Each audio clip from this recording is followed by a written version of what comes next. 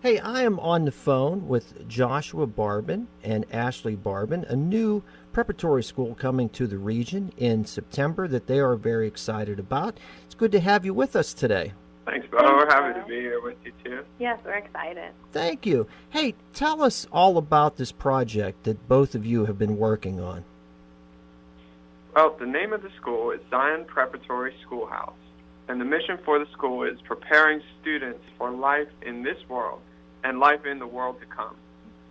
And what that saying really means is that we're preparing students for the here and now so that they can be successful in their lives, in their business, in their character, in what they do, how they speak, how they act, but also with that eternal focus always in mind that we're doing something larger than just preparing for making money or, those things are important and we don't disvalue that at all. Mm-hmm. But we also have our minds on the eternal things, the things of God and Jesus Christ. Yeah. And so those are the two things that we really focus on in what we do is that business side and then the faith side. So if you could tell us who would be eligible to attend this institution.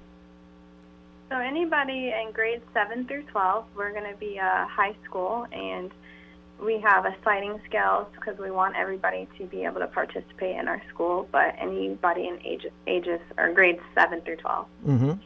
Okay, very good. Yep. So behind the scenes, to put something like this together, obviously, to have something up and off the ground by September, it's taken some work, I'm sure. Tell us a little bit about the process.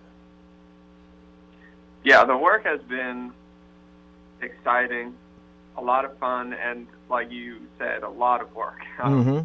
And Ashley and I were both working in really nice jobs before we started this project. Ashley was an IT project manager with the Coast Guard, and I worked in finance with Ameriserve. Mm-hmm. But we really decided that education is our passion, and it is. And we wanted to not only learn for ourselves, but be able to teach others. And so we then took the journey on becoming a school because we thought, well, after school, that's good, but it's only a little bit of time. And, we wanted to have that full-on interaction with students, mentoring them, working with them every day. Yes. So we decided to actually go through the process and start a school. We've had some challenges. We've had difficulties, but we have overcome them so far. We're located in the downtown area, which was we had to decide where we wanted to be, and we decided just right in the heart of the downtown would be the best place because it gives us so much access to the community. Right. Mm-hmm. We're a registered school with Pennsylvania Department of Education, Mm-hmm. and we're also a 501c3 nonprofit as well. Okay. That is awesome. Plus, I see on the website some of the people that are involved, and a former educator that had an impact on my life as someone who went to the Johnstown School District, but Dr. Gerald Zahorchak, anytime he has his name attached to something, it's good things. Agreed. We wouldn't have been able to do what we've done without Dr. Zahorchak in terms of getting the school started, and also, he's been so instrumental for us.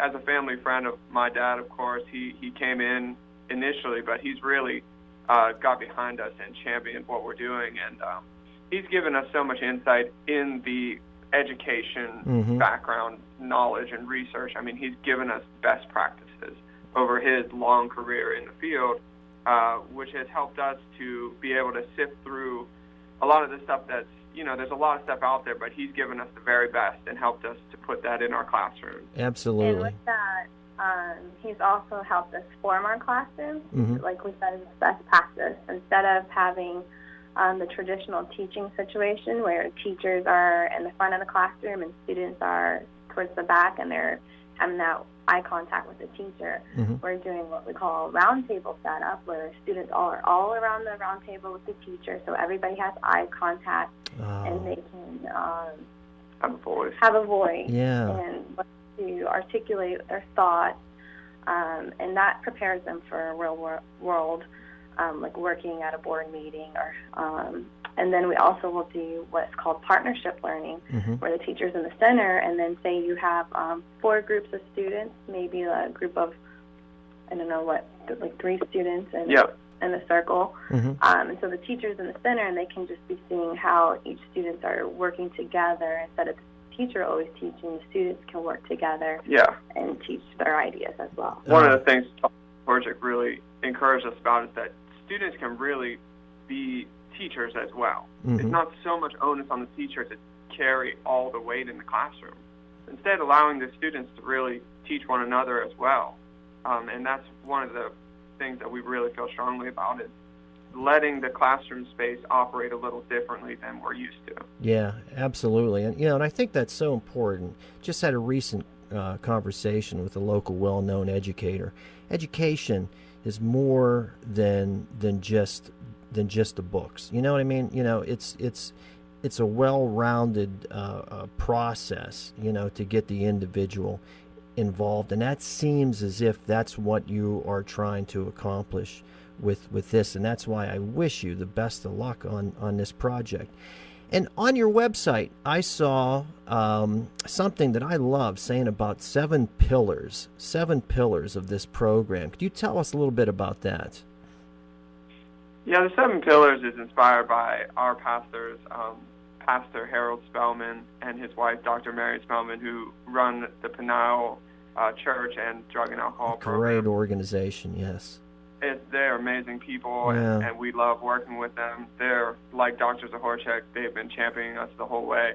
And Pastor Spellman invented this concept as how to really build a strong organization that has core values. These are the things that are unchangeable. Mm-hmm. And some of those things that are in our 7 pillars are preparing students for life in this world and the world to come.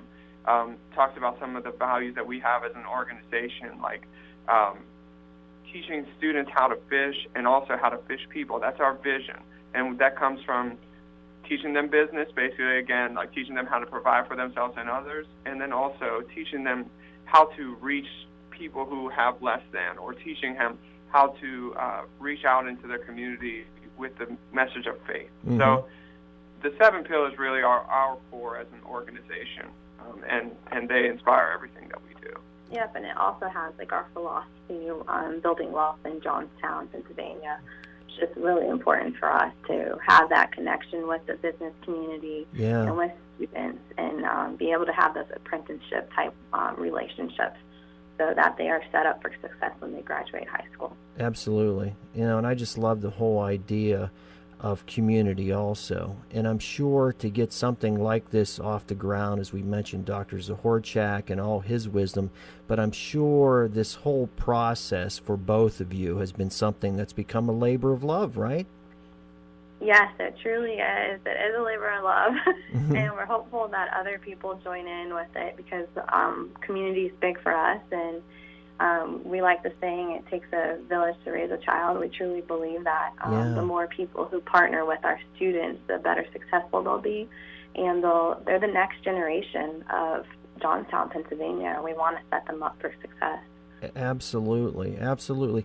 And are both of you from this region? I know your father, Josh, so I know that you are, but Ashley, you too?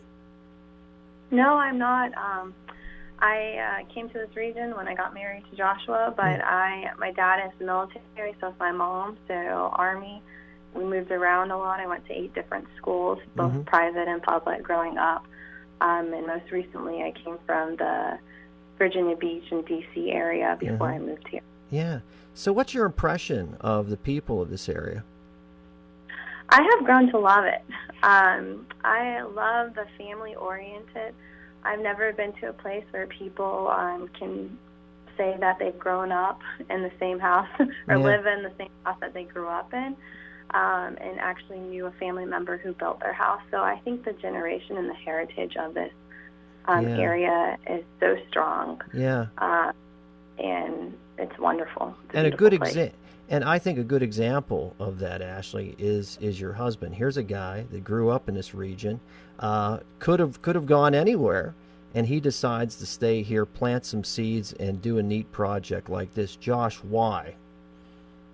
Well, I mean, we see so much of that. My family's involved in building this community. I mean, there's people all around Johnstown who are so dedicated, and I think that is something that's really a valuable thing. being around people who are dedicated not to just giving up, packing up, and leaving, going somewhere else, but really sticking this thing out. I believe in roots. We believe in roots. Yeah. And we want our students to believe in having roots also, and Yeah. being rooted in this community, because this is our home. Yes. Yeah. That's And also, living in D.C. for 7 years, I met a lot of people who said they were from Pittsburgh, but when I moved to Johnstown, they told me, oh, I'm actually from Johnstown. And they thought it was funny that I was moving to Johnstown because most people leave. So we see that there's a brain drain issue here, and we want to create the brain remain. So that's why we have decided to open up our school, and that we're a niche school specializing in making connections for students to kind of stay in the area and grow and develop, whether it's to join another business or to start their own business.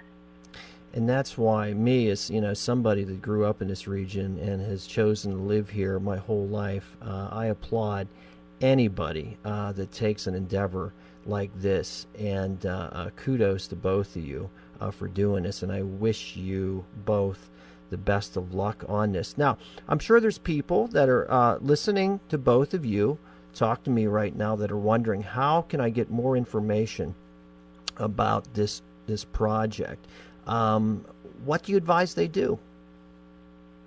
First of all, Bill, I'd say, like you did, go ahead and visit the website, zionprep.us, and that will give you just some basic information on who we are, where we are, which is right downtown, 411 Main Street, so right across from the subway, right in the heart of the downtown. So if you just want to stop by, knock on our door and say, hey, that would be a good thing. And then also, you can give me a call. My phone is 814-525-9630, and you can find that on the website also. Yeah, that's great. And that website, zionprep, zionprep.us. Yeah, well, again, I wish both of you the best of luck on this.